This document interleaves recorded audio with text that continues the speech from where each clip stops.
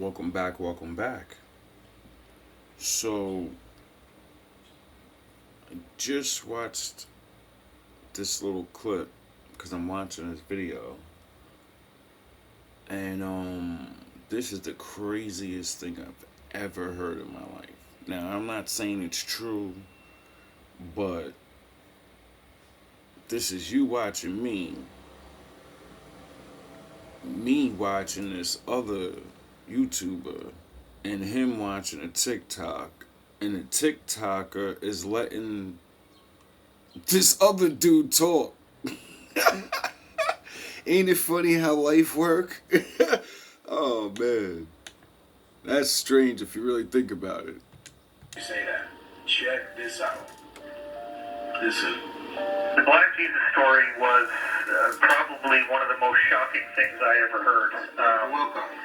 It came from my insider, Jacob, I call him that in the book, who actually was working for the Rothschilds and still does. And Jacob Rush. also is a whistleblower who doesn't really do what they want, but continues to work for them because he feels like there's some very serious extraterrestrial threats to Earth and that what they're doing is very necessary to protect us. Yes, this is here. So the story goes that in the 1960s, there was a black man in Africa who came in with abilities complementary to those of Jesus. And he was performing miracles. He was starting to get people to listen to what he had to say. And the cabal tried to kill him. And, they could shoot him in the head and his skull would just regenerate and the flesh would grow back and he was fine. And, so the crazy story that I heard, and remember, I was told at the time that if I disclosed this, that I would be killed. And I ended up putting it in the book anyway. The story was that this guy, they finally said, okay, we're going to bring you to the United Nations and share your message with the world. Let's get you on this flight. They bring him on this flight, and instead of bringing him to the United Nations, they shot him repeatedly, and then actually had some kind of meat grinder device, and basically like a bandsaw, I guess, and sawed up his body into a whole bunch of pieces, put him in these very like radioactive shielded containers, and then had all these fighter jets dock with the plane and fly his body parts to all corners of the world, where then these containers turned him into ash. And they thought that maybe this would defeat him, like that his body somehow, the tissue was necessary. So if they destroyed all the tissue in all these places across the world, maybe they could defeat him. Well, he then regenerated in their offices and was fully fine, fully intact. But the sad part is that he said, you guys so badly do not want me to be here that I am not going to be able to do any more. You're going to get what you want, but bear in mind that in the future, many others like me will be coming, and when they do, you will not be able to stop us. Wow. Well, now, how about that for a story of Jesus? They didn't teach you that in history class, did it? Damn, I must have missed that class. It must have been happening around lunch. Something else that I never heard of. I'm watching this, different videos as I'm going on. So as you're watching this, minutes and hours are going by. I'm going back to the old school. You can't be like me. Even if I tell you the keys.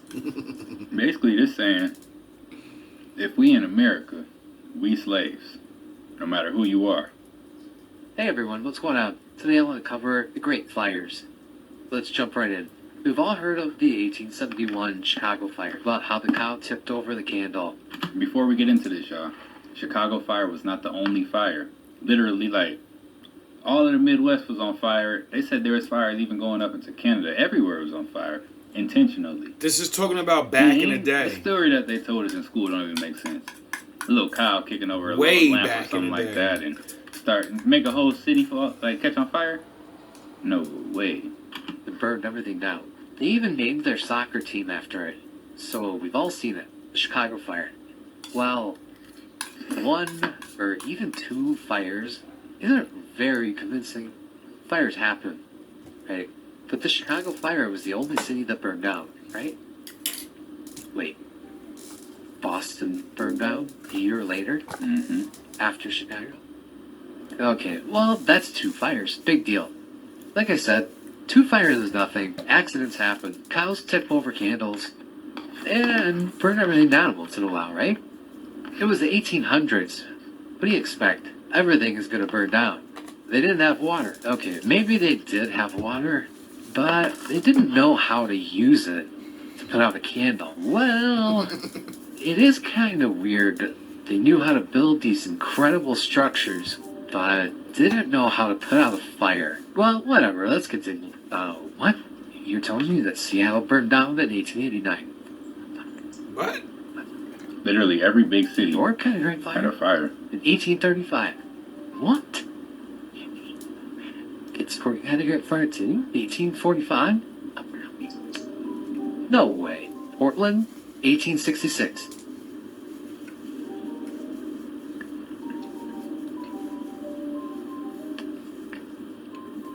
San Francisco, 1851. Destroyed as much as 3/4 of San Francisco. Are you joking? What the heck? Okay, well, that is kind of a lot, but who knows? Could be a coincidence, right? Wow, why don't we just keep going until it's not a coincidence anymore? Let's do it. Dayton, 1882. Fire burns blocks of downtown Dayton. Guess we'll never see that again. Thanks a lot. St. Louis, Great Fire, 1849.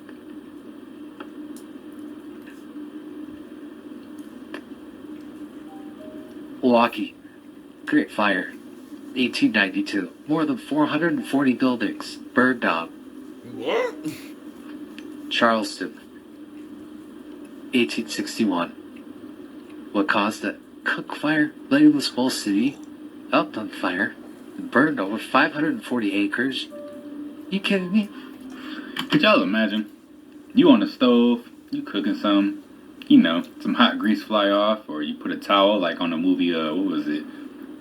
What was that movie called? I forgot already. But anyways, the boy put the towel on the stove and the whole house burned down. But imagine that, and they say you burned the whole city.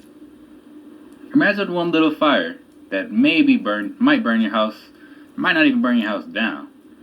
But they're saying that one little fire burned the entire city down. How dumb do we have to be to believe these things? Hi, hello. Hey, everyone. Richmond, 1811. A theater fire. I knew they were headed down.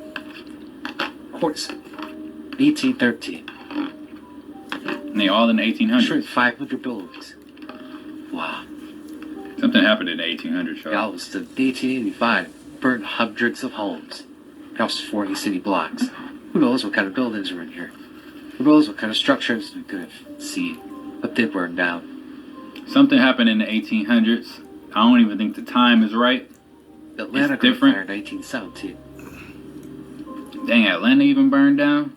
Got Toronto crazy. involved in 1904. Look, Toronto, I told you I was up in Destroyed Canada. a large section of downtown Toronto. That's probably the original York. 1904. Canada? Gone forever. Then they created New York. Troy, Wow. 1862.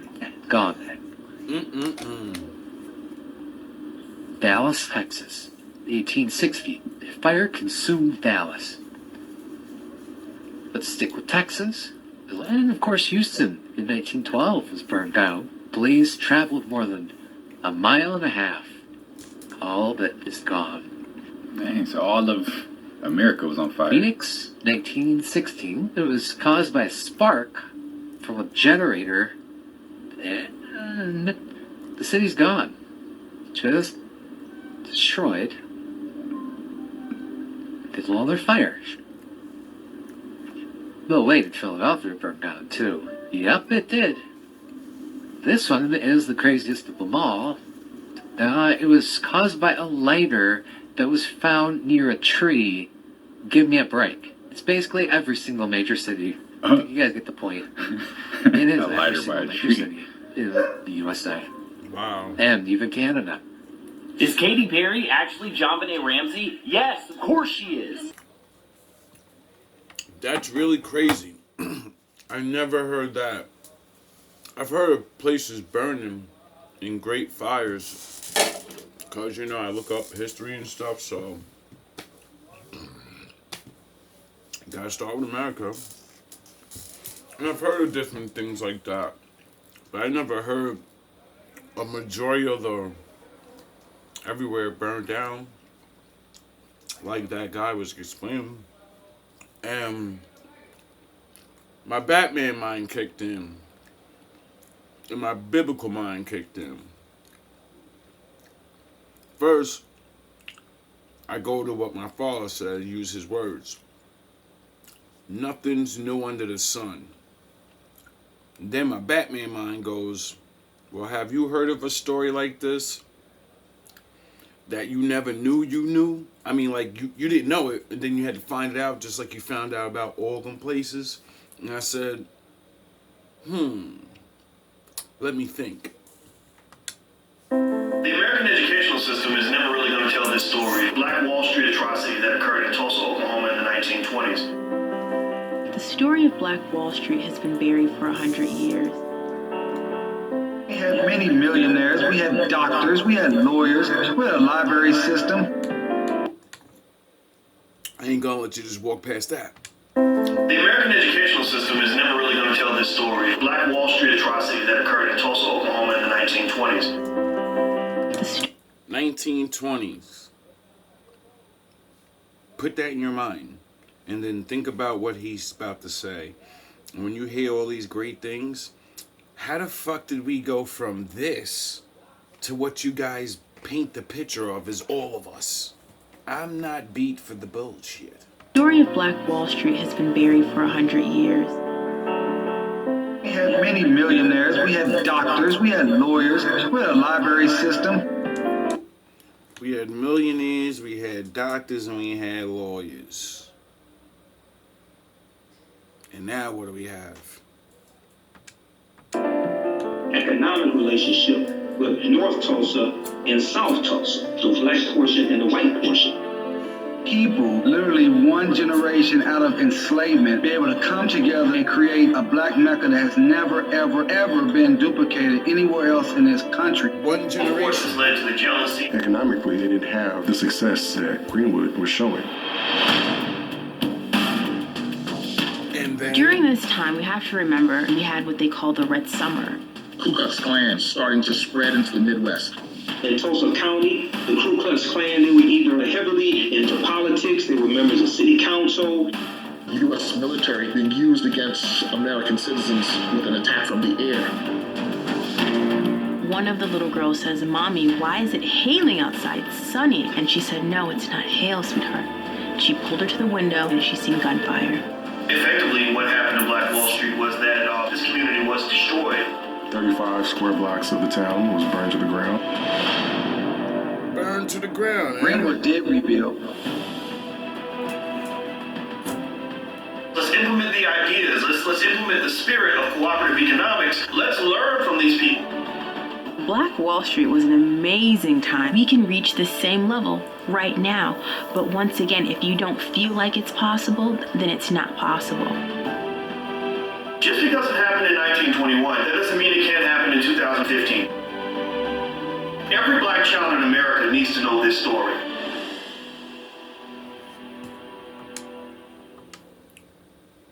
Isn't that quite odd that the entire America burnt down?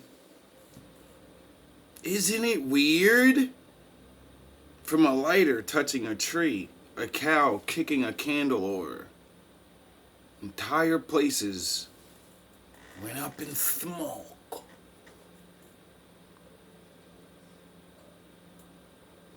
Where'd the people go? Where's all those people? I don't know. I'm just saying. I know. I heard one of you is like, fucking, Well, he's speculating. I'm not speculating nothing. I'm just saying what's going on. I'm just bringing things that I never heard, so there's nothing for me to speculate anymore. It's just nothing's new under the sun. Holy fucking shit.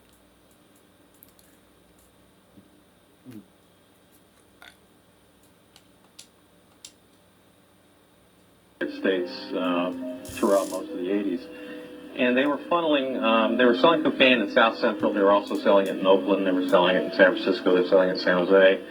And some of the money they were making was going to support an army that the men who ran the cocaine ring worked for, called the FDN. This was an army that the CIA started in 1981 and supported. Better known to us, most of us who remember news, the Contras, Nicaragua. So go right ahead. This is on the Montel Williams show. For all you new younger people or people that didn't watch TV back then, it was a bald black guy. They used to, wow.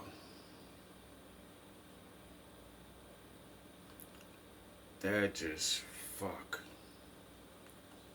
The men that were running the cocaine ring were top officials of this Contra army. And what we found was that they were selling this stuff in South Central, which is, predominantly black section of Los Angeles, immediately before the outbreak of the crack cocaine epidemic. They started selling powder. Tons and tons and tons of powder cocaine was going into this one small area of the city. And from there, they sold it to Freeway Rick. And Freeway Rick took the powder, turned it into crack, and starting in 1983, 1984, began distributing it to predominantly the gangs, the Crips and the Bloods in Los Angeles, and they spread it. Is there any unexplored land left on this? So, basically, this guy, I guess he's an agent or something, went on a TV show and disclosed that the government was fucking making money in the hood and built up the legendary Ricky Ross. And we're not talking about the rapper. And I believe I watched interviews on that guy when he was in prison complaining about things like this. And I was like, I don't want to hear that shit. You sold drugs. I was younger. I didn't fucking sound the horns. I was younger, so, I'm just with sound the horns. I don't know. I'm just thinking a nigga's like fucking trying to say anything to get out of jail and shit. And then they say this shit. And then, like, the rapper, when he got out of jail, the real Rick Ross, he wowed out and was like, yo, dog, stop using my name or give me money. Like, you're using my name and you're rapping about what I did. You're basically plagiarizing my life. So you're either going to stop or you're going to pay my fucking money. And, thus we have Ricky Rose. Rose! Like, Ross is like, nah, nigga, I done put all this work in. I just changed my name to Ricky Rose. It's alright. My fans will know. My fans will still understand who it is. So, I'm like, but connecting all those dots and everything, and then he got played out by, I think, 50. And 50 showed a picture of this nigga in a fucking uniform. That was, 50's a savage, yo.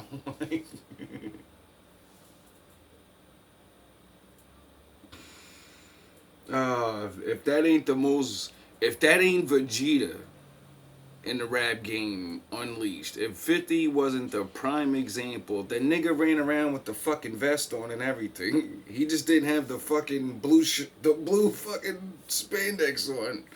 He was like, man, fuck that. I'm just going in with the fucking Saiyan vest, assaulting people. Yo, 50 was taking niggas out the game without bars.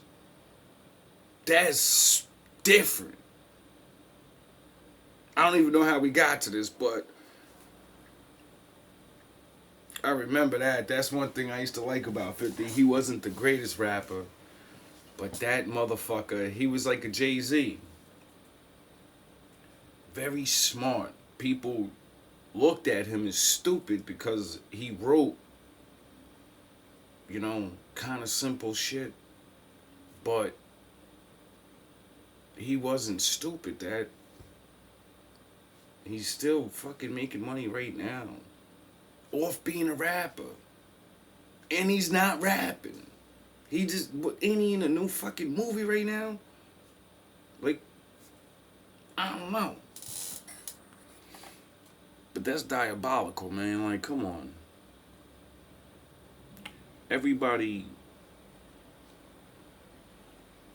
I'm not saying it's not up to people to choose to do things.